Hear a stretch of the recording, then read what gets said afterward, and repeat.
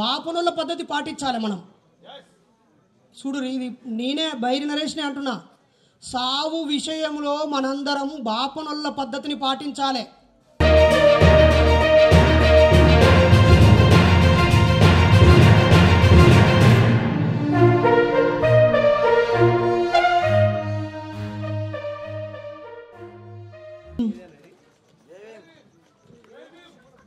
నేనేమో గాయకుడిని కాదు, ఓ మంచి పాట పాడదామంటే,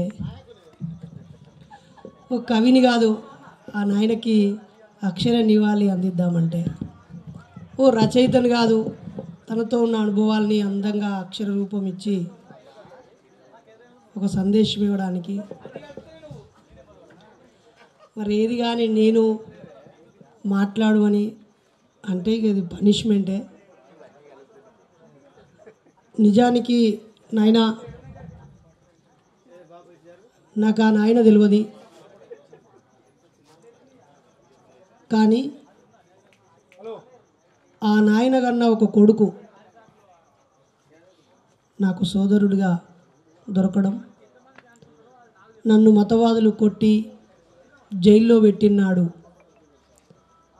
ఎంతోమంది మీసాలు తిరిగిన వీరుల కొడుకులు, కోట్లు సంపాదించి కార్లు బంగ్లాలు అందించిన వాళ్ళ కొడుకులు, డాక్టర్లు, ప్రొఫెసర్లు, ఇంజనీర్ల కడుపులో పుట్టిన కొడుకులు అన్నీ మూసుకొని భయపడి వణుకుతూ లాగులు జడుపుకుంటున్న రోజున ఈ వీరుని కడుపున పుట్టిన కొడుకు శరత్ చమార్ నలిగంటి, అదిగో మా బహుజన బిడ్డపై దాడి జరిగింది, మా బలగం కాకి బలగం, మేము మావోడిని కాపాడుకుంటామని చెప్పి ఉస్మానియా యూనివర్సిటీ మొత్తాన్ని తన ఒకే మాటతో ఎస్ బైరి బాబాసాహెబ్ బాటలు నడిచే మన తమ్ముడు, మన సోదరుడు కాబట్టి మనమందరం తనకు తోడుగా నిలబడాలని చెప్పి ఉస్మానియా యూనివర్సిటీ మొత్తాన్ని ఒక యూనివర్సిటీ స్కాలర్గా అప్పుడున్న నాకు అండగా నిలబడ్డటువంటి గొప్ప మనిషిని కన్నందుకు ఆ తండ్రికి నివాళి ఇవ్వడం నా బాధ్యత అని నేను ఇక్కడికి వచ్చాను మిత్రులారా.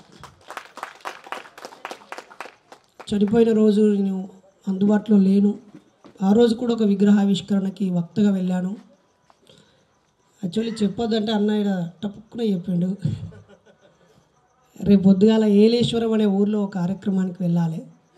అది పెద్ద విషయం కాదు, నేను వెళ్ళాలి కాబట్టి నేను ఫస్ట్ మాట్లాడి నేను పోతా, నాకు టక్కున మైకీరి అని అడుక్కునే స్వభావం నాది అసలే కాదు. ఆ ఖాళీ కుర్చీలు అప్పుడు వచ్చి మళ్ళీ అన్నీ అయిపోయినాక కుర్చీలు ఎత్తి పోయే బ్యాచ్ నేను, అందుకే ఏం అడగలేదు. కానీ చాలా గొప్పగా ఒక కొడుకు తండ్రికి ఏ స్థాయిలో నివాళులు అర్పించవచ్చో ఒక దిశానిర్దేశం చేశాడు శరత్ అన్న. ఆయనకు ఒక పెద్ద గోరి కట్టించడో లేకపోతే ఆయన పేరు మీద వేరే ఏమో కార్యక్రమాలు చేసుడో కాదు, ఒక మంచి కొడుకును అంటే చరిత్రలో మిగిలిపోవచ్చు అని ఈ తండ్రి మనకు చెప్పిపోయిండు.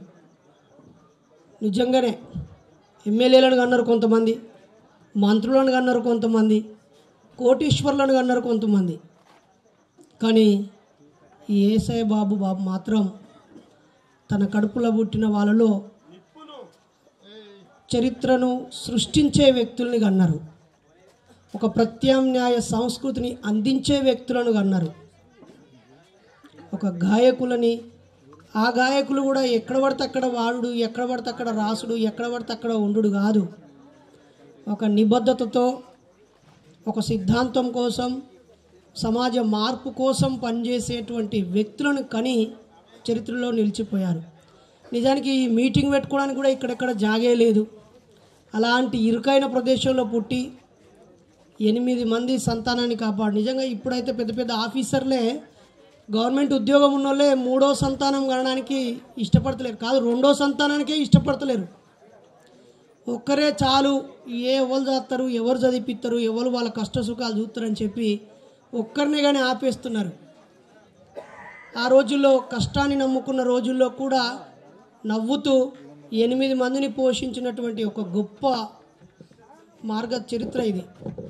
కానీ ఈ రోజులలో 2 పిల్లల్ని 3 పిల్లల్ని కంటే కూడా ఆ పిల్లలను కూడా చక్కగా చూస్తలేరు. నిజంగా అది ఇందిరమ్మ ఇల్లు అని చెప్తే నేను మొన్న వచ్చిన, నేను నా భార్య 2 పిల్లల్ని తీసుకొని, అరే మా మా అన్నరా మాతో పాటు ఉండే అన్న, ఆయన కూడా మన తాతయ్య చనిపోయిండు అని చెప్పి తీసుకొచ్చిన. ఇందిరమ్మ ఇల్లు అన్నారు, ఎప్పుడో 1964లో కట్టిన ఇల్లు, అప్పటి నుంచి అదే ఇల్లు. కానీ ఇల్లు నిర్మాణం కాలే, లేదా ఈ పక్కన ఇంకో మంచి ఖరీదైన ఫ్లాట్ కొనుక్కోలే, అందమైన పాలరాతి బండలేం లేవు. ఓ పక్క మాత్రం కొంచెం ఎక్స్టెన్షన్ చేస్తూ రేకులు వేసుకున్నారు అంతే.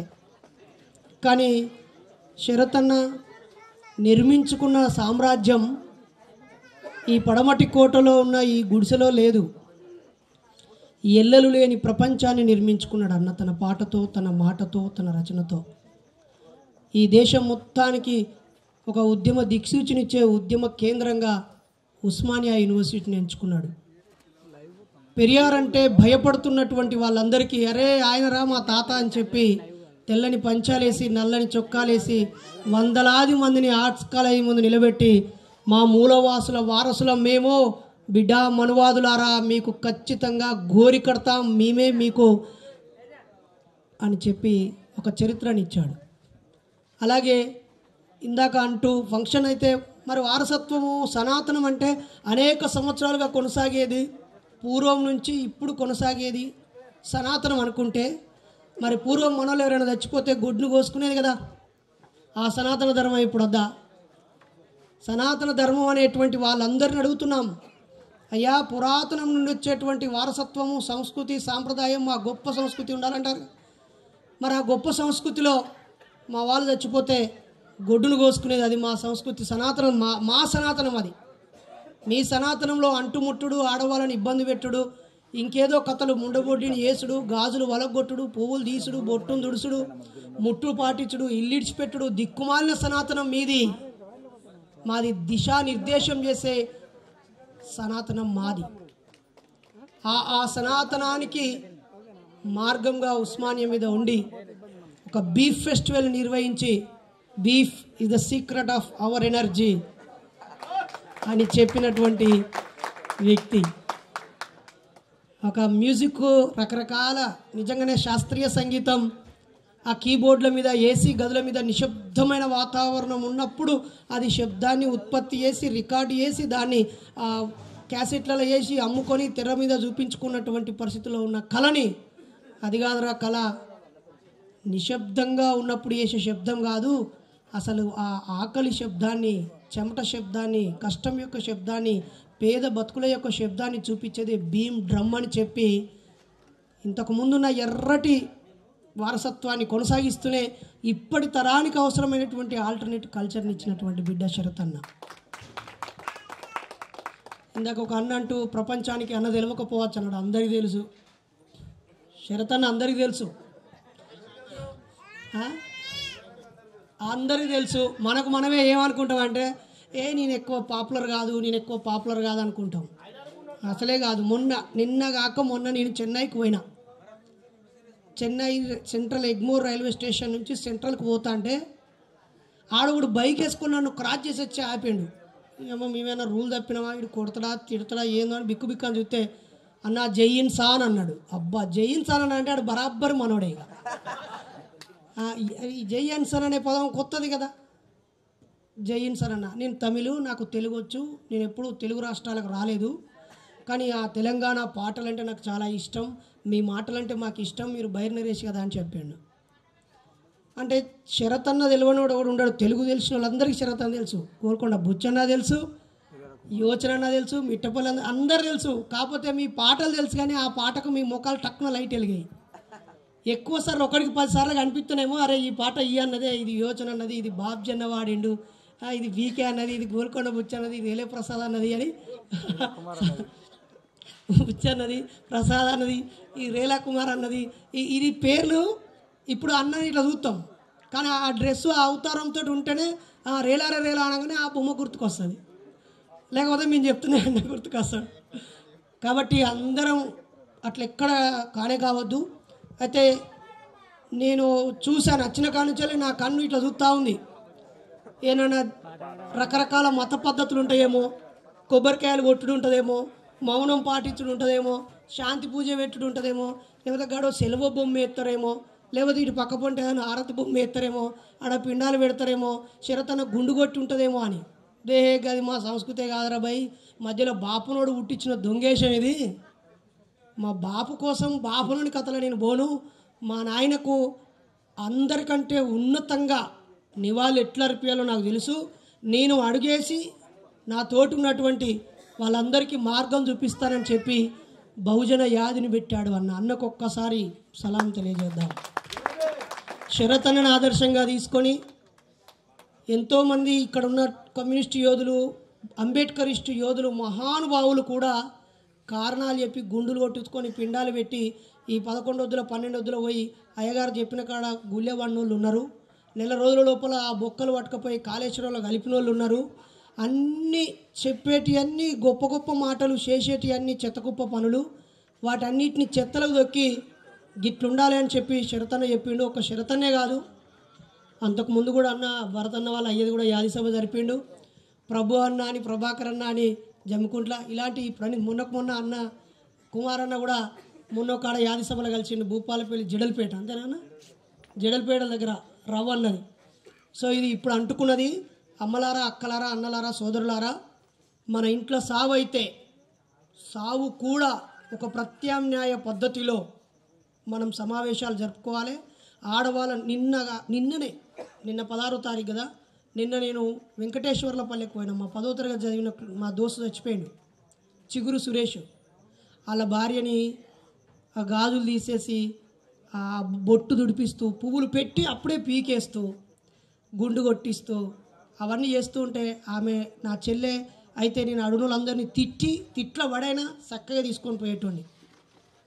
నేను వచ్చినాక మా భార్యకి చెప్పిన, రేపు ఒకవేళ అనుకోకుండా రైలు బస్సు ఇంకేడన్నా కొట్టో చంపినా నువ్వు గుండు కొట్టించుకొని పువ్వులు తీసేసి బొట్లు తీసేసి ముండబొడ్డయి ఆ పిచ్చుకత్త తెల్లశీర కట్టుకోవద్దు. నువ్వు సావిత్రిబాయి బాటలో మా ఊర్లో మొట్టమొదటి ఉపాధ్యాయురాలివి, నువ్వు టీచర్వి, కాబట్టి నేను చచ్చిన తెల్లారి నువ్వు బడికి పోవాలి ఆ రోజు వర్కింగ్ డే అయితే. అంతేకాదు 11 రోజులు 12 రోజులు ముట్టులు వీటులు ఉండొద్దని చెప్పినాం. కాబట్టి ప్రజలారా, చావు చుట్టూ అనేక మూఢనమ్మకాలు ముడిపడి ఉన్నాయి. ఉద్వేగభరితమైన వాతావరణంలో బలహీన క్షణంలో అవి మనల్నిపై ఆధిపత్యం చెలాయిస్తున్నాయి. మరి ప్రత్యామ్నాయ సంస్కృతికి బహుజన యాది అనేది బాటలు వేసినటువంటి ఒక గొప్ప మార్గం. ఆ మార్గంలో మనందరం నడవాలని, ఇదే సందర్భంలో మన చెల్లెళ్ళు ఎవరైనా, మన అక్క బిడ్డలు, అన్న బిడ్డలు ఎవరైనా పెద్ద మనిషి అయితే ఆ ఫంక్షన్ తీసిపడేయాలి. అలాగే ఈ 11 రోజులు 12 రోజుల కథ కూడా పెట్టొద్దు. బాపనుల పద్ధతి పాటించాలి మనం. చూడు, ఇది నేనే బైరి నరేష్నే అంటున్నా, సావు విషయంలో మనందరం బాపనుల పద్ధతిని పాటించాలి. బహుజనుల పద్ధతి వద్దు. మాలోళ్ళ పద్ధతి, మాదిగోళ్ళ పద్ధతి, మా శాలోళ్ళ పద్ధతి, మా అత్తగారు మున్నూరు కాపోళ్ళ పద్ధతి, మా తమ్ముని అత్తగారు సాకరోళ్ళ పద్ధతి, ఇంకో తమ్ముని అత్తగారు మంగళోళ్ళ పద్ధతి వద్దు. ఈ బిత్తిరి పద్ధతులు వద్దు. బాపనుల పద్ధతే కావాలి. సావు విషయంలో బాపనుల పద్ధతి ఆదర్శనీయం. ఏంటి, ఎవరైనా ఒక బ్రాహ్మణ సోదరుడు వాళ్ళ ఇంట్లో సావు జరిగిపోతే ఏం చేస్తారో మీరు ఒకసారి చూడండి, సరిపోతుంది. సింపుల్గా అందరూ కలిసి ఏం పెద్ద కథలు చేయరు, ఖర్చులు పెట్టరు. టపా టపా టపా టపా టపా ఎత్తుకొని పోతారు, ఆడ పెట్టేస్తారు, కాల్స్తారో బొందు పెట్టడమో చేసేస్తారు. 2వ రోజు నుంచి మళ్ళీ తన ఉద్యోగానికి తను పోయి ఓం శుక్లాంబరధరం విష్ణుం చతుర్వర్ణం చతుర్భుజం ప్రసన్న వదనం జాయే సర్వ విఘ్నోపశాంతి అని ఆరిచిపల్లెం పెడతాడు. ఆయన మట్టు బుట్టు 3 వద్దుల పిట్టు పెట్టుడు 5 వద్దుల కథలు ఏముండయి. కాబట్టి చనిపోయాక వీలైనని ఒక వారం రోజులలో ఎప్పుడు ఆదివారం వస్తే ఆ రోజు క్లోజ్ చేసి పడేయాలి. అంతే, వారం రోజుల లోపలనే చచ్చిపోయిన వాళ్ళకి సంబంధించి నివాళులు అర్పించడం అయిపోవాలి, మనం కలవడం అయిపోవాలి. కానీ నెల రోజులు పెట్టుకొని ఈయనకో బాటిల్ పట్టుకొచ్చి ఈయన దాయిపిస్తాడు, ఆయన బాటిల్ పట్టుకొచ్చి ఆయన దాయిపిస్తాడు, తాగిపిచ్చి ప్రోగ్రామ్ ఈయన పెద్ద ఆయన చచ్చిపోయినా అని చెప్పి ఉన్నోళ్ళని సాగు కొట్టడం కోసం కుట్ర చేస్తాండ్రు. శాంతి ఏదో అంటారు కదా, సల్లబుచ్చుడు, కడుపు సల్లబుచ్చుడు అంటే సల్లతోటి సల్లబుచ్చుడు. ప్రవీణ్ సార్ చెప్తాడు, ఆర్ఎస్ ప్రవీణ్ సార్, నిమ్మరసం ఇచ్చో, సల్లనిచ్చో, మజ్జిగ ఇచ్చో, జ్యూస్ ఇచ్చో మీరు సల్లబుచ్చాలి. కానీ మందు బాటిల్ ఇచ్చి పాపం వాళ్ళకు ఇప్పుడు ఉన్నోళ్ళని కూడా చంపడం కోసం కుట్రలు చేయొద్దు. అలాంటిది చేయొద్దని హృదయపూర్వకంగా కోరుతూ, ఆ నాయన చరిత్రలో మిగిలిపోయిండు ఒక గొప్ప వ్యక్తిని కన్నందుకు. ఇక్కడ ఉన్న మీరు కూడా మీ కడుపులో పుట్టే కొడుకులో మీ బిడ్డలో ఓ నౌకరి వేయాలి, సంపాదించాలి, తినాలి, పండాలి, బతకాలని కాకుండా మీ పిల్లలని కూడా కవులుగా, గాయకులుగా, రచయితలుగా, ఉద్యమకారులుగా, ఉపన్యాసకులుగా, నాయకులుగా, సంఘాలను నడిపించేటువంటి వ్యక్తులుగా, ఈ సమాజాన్ని ప్రభావితం చేసే శక్తులుగా తయారు చేస్తేనే మీరు చస్తే మీకు యాది సభలు ఉంటాయి. మీ బతుకుల మీద రాసిన అక్షరాలు చరిత్రలో మీరు జీవితకాలం సమాజం ఉన్నంత కాలం ఉంటారు. మీరు పిరికి వాళ్ళనో స్వార్థపరులనో మీ బతుకు కోసమే బతికే మనుషులను కని పెంచి సాది ఊకుంటే మీరు కూడా కాలగర్భంలో కలిసిపోతారు. ఎంతోమంది పుడతారు, ఎంతోమంది చచ్చిపోతారు. గట్టినే మనం అయిపోతాం. కాబట్టి మనం ఈ చరిత్రను ప్రభావితం చేసే వ్యక్తులుగా మన పిల్లల్ని తీర్చిదిద్దుతేనే ఈ చరిత్రలో మిగులుతామని ఈ సందర్భంగా తెలియజేస్తూ ఎంతోమంది కవులు, గాయకులు, రచయితలు వచ్చారు. వాళ్ళందరి కళలకి, గళాలకి, వాళ్ళ ఉద్యమ స్ఫూర్తికి ప్రత్యామ్నాయ సాంస్కృతిక ఉద్యమ కృతజ్ఞతలు తెలియజేస్తూ జర్రా మీరు కూడా మేము ఎంత మైకు పెట్టుకొని మాట్లాడినా మాది ఉత్తముచ్చటే అవుతుంది. మీరు 5 నిమిషాల పాటతోటే ఈ సమాజాన్ని కట్టిపడేస్తారు, ఆలోచింపజేస్తారు. రెంజల రాయేష్ అని ఒక పాట ఉంటుంది కదా, మొక్కి మొక్కి నొసలు అరిగిపోయారా. మీ బలిసిన వాళ్ళేమో పువ్వులు పెట్టుకొని ఇట్లా మొక్కుతారు. మేము పూజ చేయాలంటే కోళ్ళు, గొర్రెలు, మేకలు కోయాలన్నా ఓ దేవుడా నువ్వు ఉన్నది ఉత్తముచ్చట అని చెప్తాం. అట్లనే మా కవులు, గాయకులు కూడా మూఢనమ్మకాలపైన, కుల నిర్మూలన పైన, ప్రత్యామ్నాయ సంస్కృతి పైన ఇంకా ఇంకా కళలను కదిలించి మంచి పాటలు అందించాలని వాళ్ళని రిక్వెస్ట్ చేస్తూ ఏసయ్య బాబుకి జోహార్లు అందిస్తూ ప్రత్యామ్నాయ సంస్కృతి వారధులుగా ఉన్నటువంటి ఈ కళాకారులందరికీ తలవంచి ఉద్యమ కృతజ్ఞతలు తెలియజేస్తూ శరత్ అన్నకు థ్యాంక్ యూ సో మచ్ అన్న. మీ నాయనకు గొప్పగా నివాళులు అర్పించినావు. You are the real hero.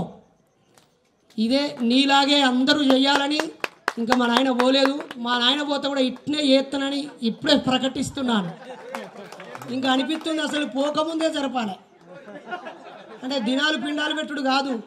మా నాయనకు థ్యాంక్స్ చెప్తూ, లేకపోతే మా అవ్వయ్యకు థ్యాంక్స్ చెప్తూ మేము మా కుటుంబ పండుగ జరుపుకోవాలి. ఒకటి సావు పండుగ కాదు నీ అనేది. వాళ్ళు బతుకున్నప్పుడు ఇప్పుడు శరత్ అన్న గురించి ఇన్ని మాటలు చెప్తివి. అయ్యే ఇప్పుడు ఉండి ఉంటే ఇంకెంత ఖుషావు. మనం ఏం చేస్తామంటే పోయినాక చెప్పుకోవడం ఎక్కువైతుంది. పోయినాకనే మంచోడు, పోయినాకనే అరే సూర్యుడు, వీరుడు, వీరుడు కాదు. అసలు అందరూ 5 ఏళ్ళకు ఒక్కసారి, 10 ఏళ్ళకు ఒకసారి ఇంటి పండుగ పెట్టుకోవాలి. దేవుడి పండుగ కాదు. పెద్ద దేవుడికి 5 ఉప్పలమ్మకు, కట్టమైసమ్మకు, లేకపోతే పెద్ద దేవుడికి, రాయసుడికి, బదిపోషకు, ఈ దేవుళ్ళ చేసుడు కాదు.